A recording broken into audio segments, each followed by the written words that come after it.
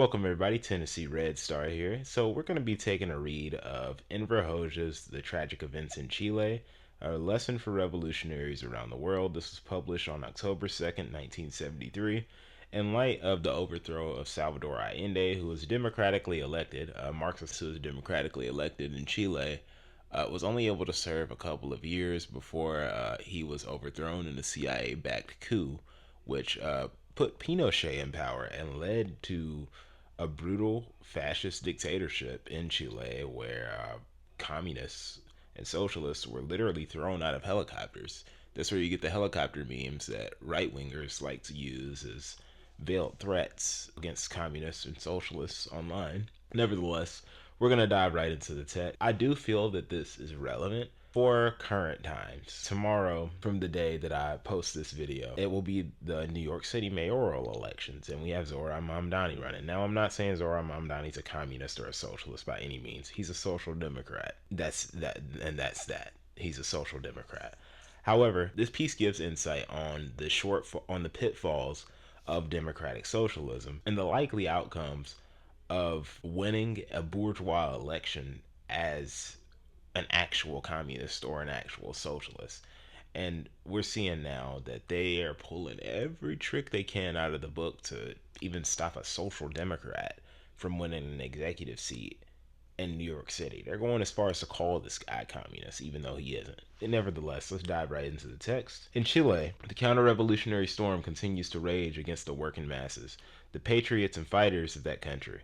The rightist forces, which seized power as a result of the September 11th coup d'etat, have established a reign of terror which even the Hitlerites would have envied. People are being ruthlessly murdered and massacred everywhere, in the streets or at work, without trial and on any pretext. The sports stadiums transformed into concentration camps. Progressive culture is being trampled underfoot. Marxist books are being burnt in bonfires in the squares Nazi style.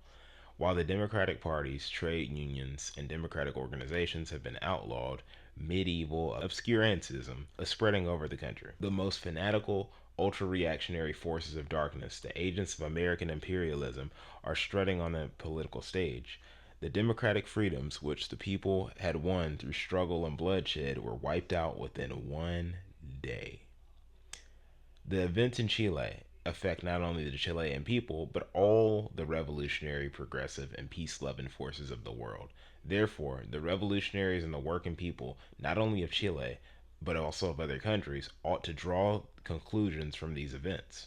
Of course, we are not talking of an analysis of purely national details and aspects, or of specific actions, shortcomings, or mistakes of the Chilean Revolution, which do not go beyond the internal framework of this revolution. We are speaking of those universal laws which no revolution can avoid and which every revolution is obliged to apply. The problem to examine and assess in the light of the events in Chile, which views proved correct and which distorted on the issues of the theory and practice of the revolution, to verify which of these are revolutionary and which are opportunists, and to determine which attitudes and actions assist the revolution and which assist the counter-revolution.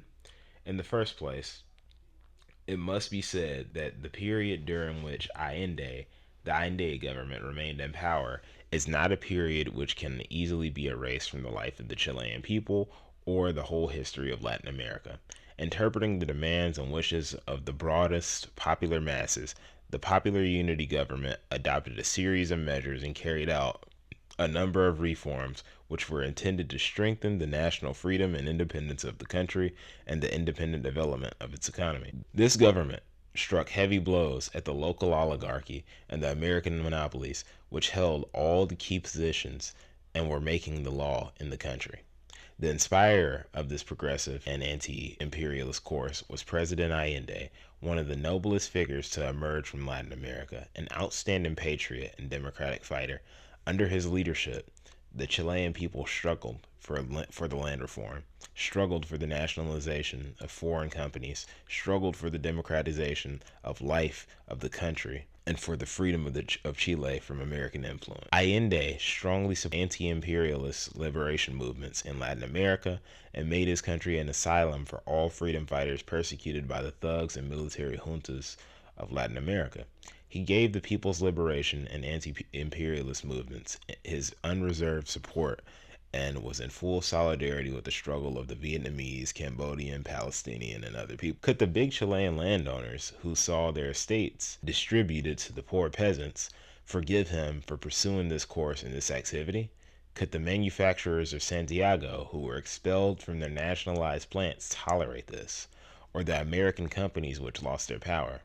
It was certain that one day that they would unite to overthrow him and regain their lost privileges. Here a national question arises. Was Allende aware of the atmosphere which surrounded him? Did he see the conspiracies being hatched up against him? Of course he did. Reaction operated openly. It assassinated cabinet ministers, functionaries of government parties, and rank-and-file officials. It instigated and directed the organization of the counter-revolutionary strikes of truck drivers, merchants, doctors, and other petty bourgeois strata. Finally, it tried its strength in the military coup in June, which proved abortive. Several plans of the CIA for the overthrow of the lawful government were discovered. These attacks by internal and external reaction would have been insufficient to sound the alarm and make Allende reflect. And it would have been ample reason to implement the great law of every revolution, that counter-revolutionary violence must be opposed with revolutionary violence, which is true. But President Allende did nothing. He made no move. Certainly, he cannot be accused of a lack of ideals. He loved the cause for which he fought with all his heart to the end. He believed in justice of that cause. He did not lack personal courage and was ready to make, and did in fact make, the supreme sacrifice. But his tragedy was that he believed he could convince the reactionary forces through reason to give up their activity and relinquish their past positions and privileges of their goodwill. We're going to repeat that line one more time, and then I'm going to jump into a quick comment. But his tragedy was that he believed he could convince the reactionary forces through reason to give up their activity and relinquish their past positions and privileges of their own goodwill. Now, comment. As you see right now, I'm not saying they're going to assassinate Zoran. However, with this current administration, I don't put that completely out of the realm of possibility. However, you see they're pulling every trick they can out of the book to try to stop him from becoming mayor, right? Most of it is trying to get other candidates to drop out of the race. For example, they successfully got Eric Adams to drop out of the race, but they're trying to get Curtis Sliwa to drop out of the race. And he's outright refusing to. They're spending millions to try to make sure he doesn't win. They're ramping up the smear campaigns now. I mean, recently, like, I just today of the day I'm recording this video on, well, it's now Halloween when I'm recording this video, but just yesterday, on October 30th, I saw the Canary Mission put out a hit piece targeting Zoran, but also targeting DSA within that. So they're pulling every trick they can out of their hat to try to stop this guy from becoming mayor. And I believe their nuclear option will be deportation. It's the idea that's already been floated. It's an idea that's picking up more in right-wing circles. You hear more people saying it other than just like a few MAGA Congress members. You hear more people within Trump's inner network saying that they support, echoing that same sentiment of supporting deporting Zoran Mamdani should he win. Now, mind you, this guy's just a social democrat. He's not a Marxist-Leninist. He's not a Maoist. He's a social democrat. In fact, he's distanced himself from that Marxist aspect the further he's gotten into his campaign. However, you cannot challenge capital, even with baseline reformist policy that can easily just be done away with the stroke of a pen by the time the next mayor comes in. You cannot challenge capital without expecting some kind of drastic reaction, even a violent reaction. And deportation is violent. So you can expect a violent reaction up to deportation. There's historical precedent for this. What they did to Allende, what do you think is stopping them from doing to Zoran on a smaller scale? They don't have to go as hard as they did in Chile. Continuing. In Chile, it was believed that the relatively old established democratic traditions, parliament, the legal activity of political parties, the existence of a free press, were an insurmountable obstacle to any reactionary force which might attempt to seize power by violence.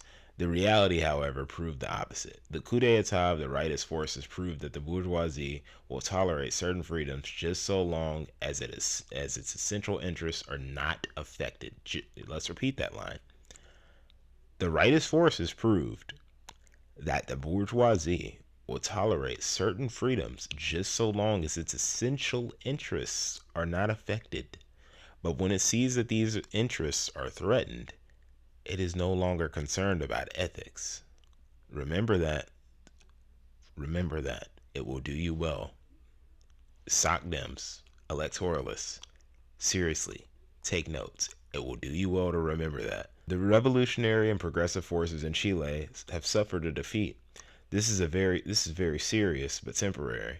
A constitutional government may be overthrown. Thousands of people may be killed and scores of concentration camps set up. But the spirit of freedom, the people's spirit of revolt, can neither be killed nor imprisoned. That people are resisting, and this proves that the working masses are not reconciled to defeat. That they are determined to draw conclusions from this and to advance on the revolutionary road. The liberation struggle against reaction and imperialism has its zigzags, its ups and downs. There is no doubt that the Chilean people, who have given so many proofs of their lofty patriotism, who have displayed such love for freedom and justice, and who hate imperialism and reaction so profoundly, will know how to mobilize their forces and fight the enemies blow for blow to ensure the final victory for themselves. For the Chilean people, this is a grave, although temporary, misfortune, but for the modern revisionists, it constitutes an all-around defeat, a complete overturning of their opportunist theories. All the revisionists, from those of Moscow to those of Italy, France, and elsewhere, presented the Chilean experience as a concrete example which proved their new theories about the peaceful road of revolution, the transition to socialism under the leadership of many parties, the moderation of the nature of imperialism, the dying out of the class struggle, and the conditions of peaceful coexistence, etc. The revisionist press made great play with the Chilean road in order to advertise the opportunist seizes of the 20th Congress of the CPSU, the Communist Party of the Soviet Union, and the reformist and utopian programs of the Tagliatist type. From the Chilean experience, the revisionists expected not only confirmation of their theories about the parliamentary road, but also a classical example of the building of socialism under the leadership of a coalition of Marxist and bourgeois parties, which is literally fucking opportunism. They expected confirmation of their thesis that the transition to socialism is possible through parliamentary elections and without revolution, that socialism can be built not only without smashing the old state apparatus of the bourgeoisie, but even with its aid. Not only without establishing the revolutionary people's power, but by negating it. The theories of peaceful coexistence and the peaceful parliamentary road, propounded by the Soviet revisionists in the first place and by the Italian and French revisionists and their other supporters, are responsible to a very considerable extent for the spread of pacifist illusions and opportunist stands towards the bourgeoisie and deviation from the revolutionary struggle. All the programmatic documents which the Western revisionist parties have adopted since the 20th Congress of the CPSU absolutize the parliamentary road of transition from capitalism to socialism, while the non-peaceful road is definitely excluded. In practice, this has brought about that these parties have finally renounced the revolutionary struggle and strive for ordinary forms of narrow economic or administrative character. They have turned into bourgeois opposition parties and have offered to undertake the administration of the wealth of the bourgeoisie, just as the old social democratic parties have done hitherto. The Communist Party of Chile, which was one of the main forces of the Allende government, fervently adhered to the Khrushchevite thesis of peaceful transition, both in theory and practice. Following the instructions from Moscow, it claimed that the national bourgeoisie and imperialism had now been tamed, fatal mistake, had become tolerant and reasonable, and that in the new class conditions allegedly created by the present day world development, they were no longer able to go over to a counter-revolution.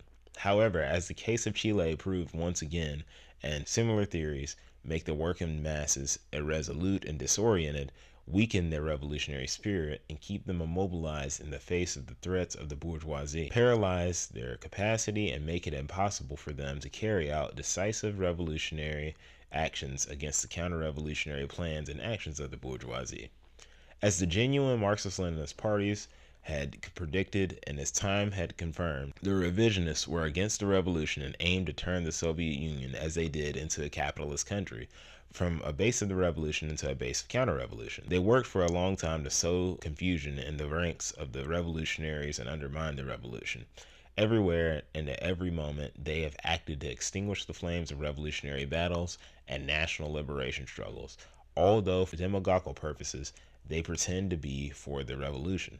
With their views and activities, the revisionists try to nip it in the bud or sabotage it when it bursts out. Their deviation from Marxism-Leninism, their abandonment of the class interests of the proletariat, their betrayal of the cause of national liberation of the peoples, has led the revisionists to complete denial of the revolution. For them, the theory and practice of the revolution has been reduced to a few reformist demands, which can be met within the framework of the capitalist order without affecting its basis. Quick comment: much like a lot of Zoran's policies, a lot of Zoran's policies are good, don't get me wrong. They will be good for the people of New York City, but the moment another mayor comes along, and that's if he's able to even do it, honestly. That's honestly if he's able to even do it. Because yes, he might have some support at the local level, at the state level. However, he's dealing with a hostile federal government. A hostile federal government that is carrying out summary executions in the middle of the ocean. They're literally bombing random fishermen in the middle of the ocean and just saying that they're drug boats. And even if they were drug boats, that wouldn't justify just drone striking these people in the middle of the ocean. You got masked agents occupying the country, terrorizing neighborhoods, tear gassing entire neighborhood blocks, with children nearby and forcing schools to be shut down as a result. The real work will start once he gets elected. He's going to be fighting an uphill battle just to implement his reformist policies, which, again, good policies. But those can easily just be done away with the stroke of a pen by the next mayor, and he's still going to have a hostile federal government to contend with. Back to the text. The revisionists try to prove that the dividing line between the revolution and reforms has been wiped out, that in today's conditions of world development, there is no longer any need for a revolutionary overthrow, because they allege the present technical scientific revolution is doing away with the social class contradictions of bourgeois society, is allegedly a means for the integration of capitalism into socialism, with a means to create a new society of prosperity for all. Thus, according to this confusing logic, one can no longer speak about exploiters and exploited. Hence, according to them, social revolution, the smashing of the bourgeois state machine, and the establishment of the dictatorship of the proletariat become unnecessary. Under the mask of Leninism and its creative development, the revisionists aimed at world domination, turning themselves into social imperialists. They began with Khrushchevite peaceful coexistence, with peaceful competition, and with a world without weapons and without wars, and the parliamentary road, etc., and ended up with the restoration of capitalism in the Soviet Union and the degeneration of socialism into social imperialism. Now, quick context: this book this article, was written and published 1973. This is before the collapse of the Soviet Union. Even Hoxha at that time, Hoxha seeing how there's a slow process of capitalist restoration in the Soviet Union. He's not the only one to talk about that. However, I bring this up because a lot of Americans think that the collapse of the Soviet Union was just sudden and in a vacuum, when no, this was over years. And what happened in 1991 was so many different factors coming to a head. That's what it really was. It wasn't something that just happened in a vacuum, or socialism don't work, communism don't work. It's not that simple. It is far from that simple. There are many factors that led to the collapse of socialism in the former USSR, and the years that followed were brutal in all of those countries. And we'll get into that in a completely different video. We're going to get back to the text. Hence, they were against the revolution and the struggle of the peoples for liberation, and were against the communist parties, which remained loyal to and defended Marxism-Leninism. In order to achieve their aims, especially the distinguishing of liberation struggles and revolutionary movements, the revisionists made the peaceful road the foundation of their theory.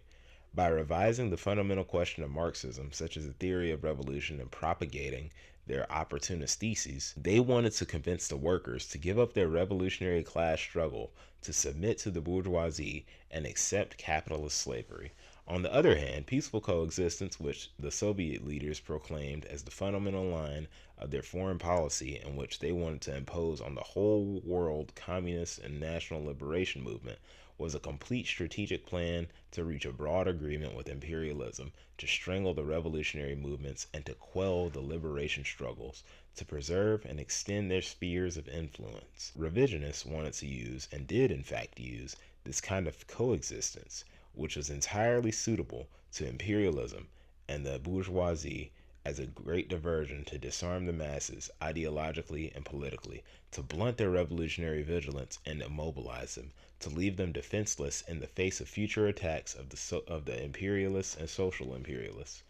The Soviet revisionists, as well as the other revisionists who managed to usurp state power, destroyed the party by stripping it of its revolutionary theory, rejected and trampled underfoot all the Leninist norms, and paved the way to liberalism and degeneration in the country. In spreading their anti-Marxist theses that capitalism is being integrated into socialism, that non-proletarian parties too can be the bearers of the ideals of socialism and the leaders of the struggle for socialism, that even those countries where the national bourgeoisie is in power are moving towards socialism, the revisionists not only aimed to deny the theory of the vanguard party of the working class, but also wanted to leave the working class out without leadership in the face of organized attacks of the bourgeoisie in reaction. History has proved, and the events in Chile, where it was not yet a question of socialism but of a democratic regime, again made clear that the establishment of socialism through the parliamentary road is utterly impossible. In the first place, it must be said that up till now it has never happened that the bourgeoisie has allowed communists to win a majority in parliament and form their own government. Even in the occasional instance where communists and their allies have managed to ensure a balance in their favor in parliament and enter the government, this has not led to any change in the bourgeois character of the parliament or the government, and their action has never gone so far as to smash the old state machine and establish a new one. In the conditions when the bourgeoisie controls the bureaucratic administrative apparatus, securing a parliamentary majority that would change the destiny of the country is not only impossible but also unreliable. The main parts of the bourgeois state machine are the political and economic power and the armed forces. As long as these forces remain intact, i.e., as long as they have not been dissolved and new forces created in their stead, as long as the old apparatus of the police, secret intelligence service is retained, etc., is retained, there is no guarantee that a parliament or a democratic government will be able to last long. Not only the case of Chile, but many others have proved that the counter-revolutionary coup d'etat have been carried out precisely by the armed forces commanded by the bourgeoisie. The Khrushchevite revisionists have deliberately created great confusion concerning Lenin's very clear and precise theses on the participation of communists in the bourgeois parliament and on the seizure of state power from the bourgeoisie. It is known that Lenin did not deny the participation of the communists in the bourgeois parliament at certain moments. Let's repeat that one more time because I got a point that I want to make behind that. It is known that Lenin did not deny the participation of communists in the bourgeois parliament at certain moments. Okay, I bring that up because left wing communism and infantile disorder, a good book by Lenin, gets spun out of context a lot. And a lot of you typically see it used by social democrats to try to gaslight people, their viewers who are further left than them, or more socialist or communist than them, into voting for Democrats or supporting a shitty Democratic candidate. You saw people do it with Joe Biden. You saw people do it with Kamala Harris. You're seeing people do it with Grand Plattner. You see people do it with ALC. Uh, you see people do it a lot. They'll cherry pick a specific part of Lenin's book to basically kind of drive the point home that, oh, if you're against supporting the Democratic Party, supporting the Democratic Party candidate, then I think you should read Left Wing Communism and Infantile Disorder, because you're making a crucial mistake here that Lenin himself warned against. And it's like, look, Lenin had specific moments that he talked about in that. And it's, for one, you shouldn't be running on a bourgeois party line or a ruling class party line. You shouldn't be running on a Democratic Party, the Democratic Party line, or even the Republican Party line for that matter. Like, you wouldn't run on the Republican Party line as a DSA candidate. Why would you run on the Democrat ballot line? I get it. There are laws that make it easy and whatnot, but if we're really going to take into account Lenin's words in left wing communism, a workers' party is necessary. A party separate from the ruling class controlled parties, like the Democratic Party. Running on our own ballot line would make more sense. On an independent ballot line would make more sense. And the goal shouldn't be to win and to try to implement socialist policy in a bourgeois government. The goal should be to advertise the party's program, raise consciousness, agitate, disrupt, and you definitely do not want to be serving in a war government. You do not want to be a communist serving in a war government, in a bourgeois government during wartime. Continue. I just felt like that was some important clarification to make. So I'm gonna continue though. But he considered this participation only as a tribune to defend the interests of the working class, to expose the bourgeoisie and its state power, to force the bourgeoisie to take some measure in favor of the working people. At the same time, however, Lenin warned that while fighting to make use of the parliament in the interests of the working class, one should guard against the creation of parliamentary illusions, the fraud of bourgeois parliamentarism. Participation in the bourgeois parliament, said Lenin, is necessary for the party of the revolutionary proletariat to enlighten the masses. Pretty much what I said. Like, he's literally saying pretty much what I said here. To enlighten the masses, enlightenment, which is achieved through elections and the struggle of the parties in the parliament. But to limit the class struggle to the struggle within the parliament, or to consider the struggle as the ultimate, the decisive form, to which all other forms of struggle are subordinate, means in fact to go over to the side of the bourgeoisie against the proletariat. And that's from Lenin, Collected Works, Volume 30, pages 305 to 304 to 305. Criticizing the parliamentary cretinism of the representatives of the Second International, who turned their parties into electoral parties, Lenin clearly showed where parliamentarianism leads to in ideology, policy, and practice. He stressed that the proletarian state, the dictatorship of the proletariat, cannot replace it through its gradual withering away, but as a general rule, only through violent revolution. V.I. Lenin, Collected Works, Volume 25, page 473.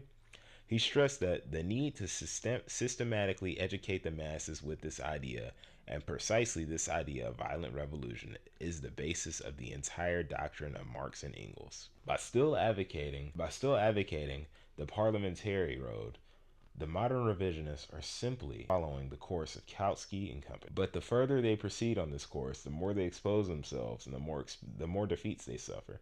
The whole history of the international communist and worker movement has proved that violent revolution, smashing of the bourgeois state machine, and the establishment of the dictatorship of the proletariat constitute the universal law of proletarian revolution. The advance that is towards communism, Lenin stressed, runs through the dictatorship of the proletariat and cannot follow any other course, because there is no other class and no other way to smash the resistance of capitalist exploiters. Bam, page 558. In the stage of imperialism, both at its commencement and now too, the danger of the establishment of a fascist military dictatorship whenever the capitalist monopolies think that their interests are threatened to always exist.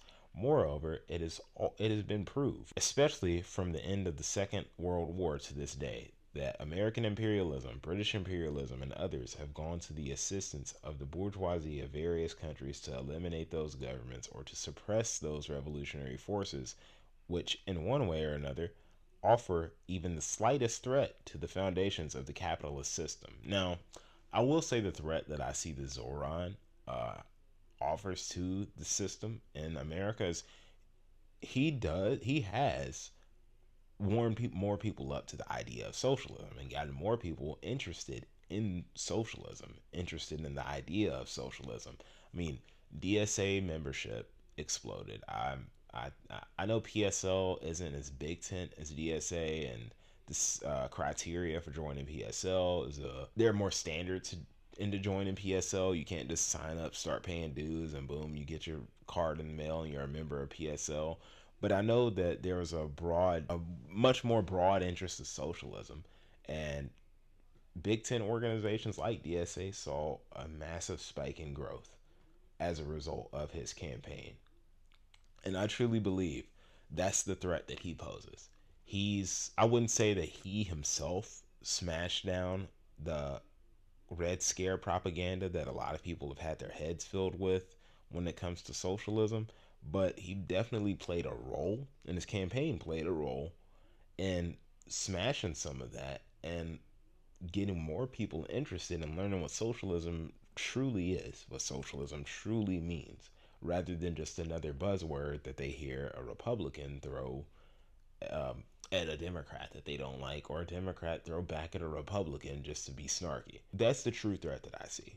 Because had it not been for the Red Scare, I feel like communism would be much more popular in America. Had it not been for the Red Scare, you could argue that America could have had a communist revolution a long time ago, had it not been for the Red Scare. But the Red Scare happened for a reason.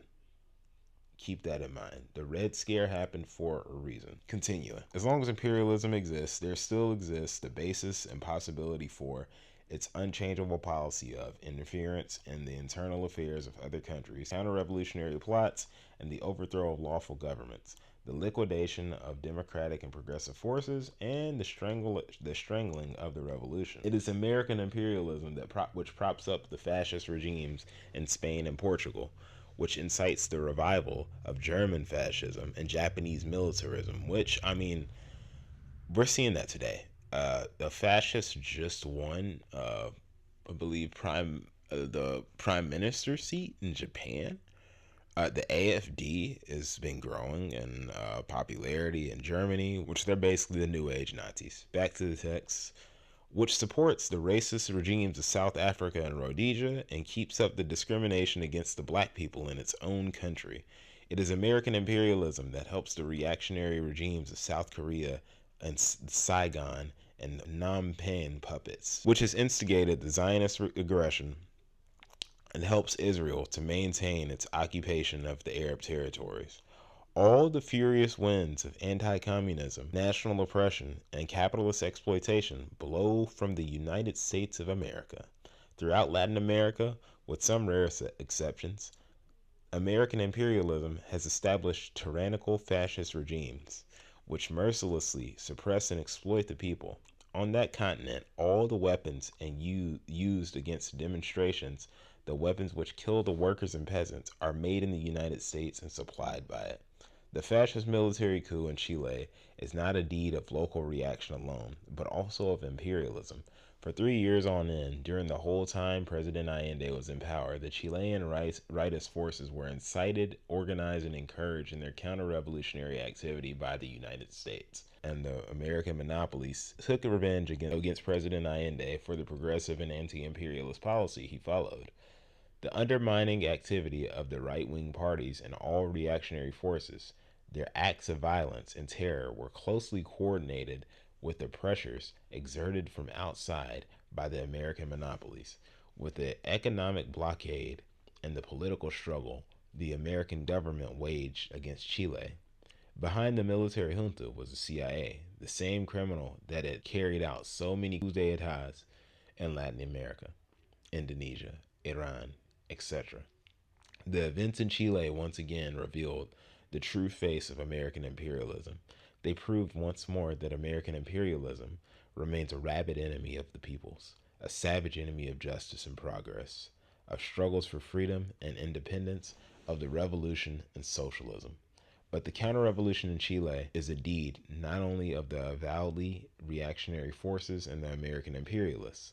The Allende government was also sabotaged and savagely exposed by the Christian democratic and other factions of the bourgeoisie, so-called radical democratic forces similar to those together with which the communist parties of Italy and France claim that they will advance to socialism through reforms and the peaceful parliamentary road. What did they say? Don't trust liberals. They will betray you. Seriously. This is where opportunism gets you. Continuing. The Frey Party in Chile does not bear only intellectual responsibility, as some claim, because it has refused to collaborate with the Allende government or because it is lacking in loyalty to the legal government. It bears responsibility also because it used all possible means to sabotage the normal activity of the government, because it united with the forces of the right to undermine the nationalized economy and to create confusion in the country, because it perpetrated 1,001 acts of subversion. It fought to create that spiritual and political climate that was the prelude to the counter-revolution. The Soviet revisionists, too, were implicated in the events in Chile. 1,000 threads linked the Soviet leaders in intrigues and plots with American imperialism. They did not intend or desire to help the Allende government when it was in power, because this would have brought them into conflict and damaged their cordial relations with American imperialism. These stands of the Khrushchevite revisionists towards Chile and the revolution and the theory of revolution had been confirmed before the Chilean events. They had been confirmed in the repeated tragic events in Iran. While the local reaction was killing and imprisoning hundreds and thousands of communist and progressive revolutionaries, the Soviet revisionists did not lift a finger, let alone severe diplomatic relations. These stands were confirmed in the shocking events in Indonesia, where about 500,000 communists and progressives were killed and massacred. Once again, the Soviet revisionists did nothing, took no action, and did not consider withdrawing their money from Jakarta. These stands of the Soviet revisionists are not accidental. They testify to the existence of a secret collaboration with the American imperialists to sabotage the revolutionary movements and to put down the people's liberation struggles. This stand sheds light on the demagogic character of the much publicized severance of diplomatic relations with Chile now. Such is the reality. The fine words about their alleged solidarity with the Chilean people, like all other demagogic catch cries, are simply to deceive public opinion and to conceal their betrayal of the revolution and the people's liberation movements. The Soviet government severed diplomatic relations with Chile in order to exploit the opportunity to pose as a supporter of the victims of reaction, as if it is on the side of those who struggle for freedom and independence, and the revisionists are the defenders of progressive regimes. The Soviet revisionists help any progressive regime just so long as this assists their imperialist interests. But they go no further. Indeed, they are not ashamed to maintain regular diplomatic ties with such a discredited and bankrupt regime as that of Lon Nol, while they keep silent about such a great liberation struggle of as that of the Cambodian people. The events in Chile once again revealed all of the grave tragedy of the peoples of Latin America are experiencing. Likewise, they brought to light once again the shortcomings, the limitations, and weaknesses of the revolution on that continent, the very great difficulties and hardship it is undergoing. But they provide a lesson not only for the revolutionaries of Latin America, all the revolutionaries of the world, all those who fight for national and social liberation against imperialist interference and violence, for democracy and the progress of mankind, should draw lessons from them. This includes the revolutionaries of the Soviet Union, who must rise against the revisionist rulers and overthrow them along with with all their opportunist and anti-Leninist theories.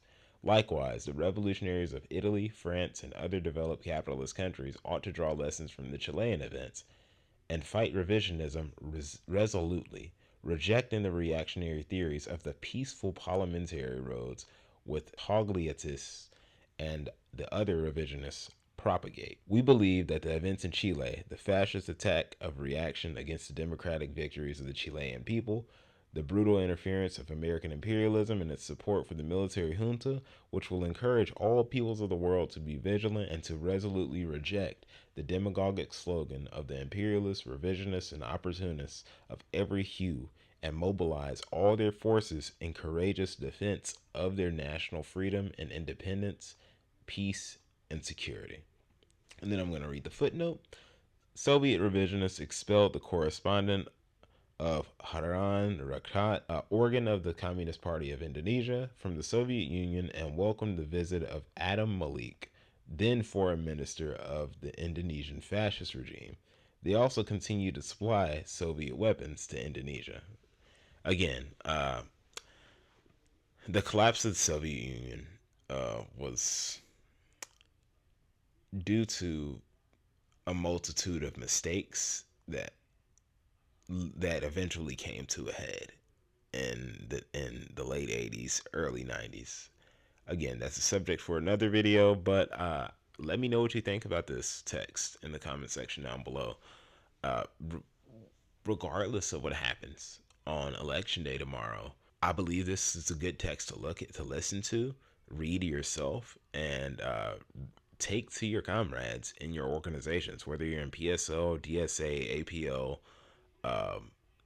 CPUSA, whatever organization you're in. This is a piece. I would honestly say take this to your comrades if you're in DSA.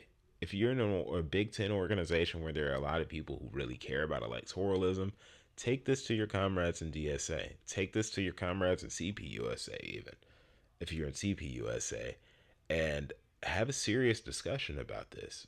Whatever happens, regardless of what happens, regardless of uh, if it's a smooth election and there's no bullshit, there are no little tricks that are attempted to steal a victory from Zoran, I believe this is a piece to reflect on, because once he becomes mayor, he will still have to serve out his term as mayor. And what happens there also remains to be seen. Again, let me know what you think in the comments. If you're not already involved in an organization, get involved with an organization. I'm not going to tell you which one you should join. That's not my place. But I will say, see which ones are in your area doing great work that you can tap into and get plugged in with, and get plugged in with them. And keep that revolutionary optimism up. Times are getting tough.